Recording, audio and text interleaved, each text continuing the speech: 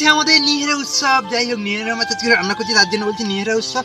আর এটা যদি বা ইলিশ মাছ রান্না করতাম তাহলে বলতাম ইলিশ উৎসব। যাই হোক, দেখো এখানে মানে আলু তারপরে সমস্ত কিছু জল দিয়ে হালকা হালকা ফুটছে। এবার হচ্ছে নিহেরা মাছটাকে ধোয়ার পালা, বা কিংবা প্যাল মাছটাকে ধোয়ার পালা। চলো এবার এই ফাইনাল টাচে মেন রান্না এই দিয়ে দিচ্ছি। আমার 11 পিস মাছ এমনভাবে রান্না করতে হবে যেন না ভেঙে যায়।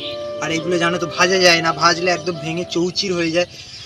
ওয়াও, তোমরা কিন্তু এই বর্ষায় অবশ্যই ট্রাই করো এরকম মাছ, কারণ ইলিশ মাছের থেকে এই মাছের টেস্ট মনে হচ্ছে আমার দ্বিগুণ লাগে। আমার বিশেষ করে মনে হয় পুরোপুরি এক করা হয়ে গেছে, কারণ আমাদের কড়াটাই আবার ছোটো। তোমাদেরকে কি বলবো বলো, এই দিয়ে এবার চাপা দিয়ে জাস্ট কিছুক্ষণ রান্না করলেই এই যে মশলা মাখানো থালার যে মশলাটা আছে না, এই জলটা একটুখানি দিয়ে দেবো।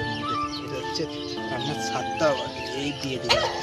এবার এই চাপা দিয়ে দিলাম, মানে নিরামিষ রান্না কমপ্লিট। এবার তোমাদেরকে দেখাচ্ছি রান্না।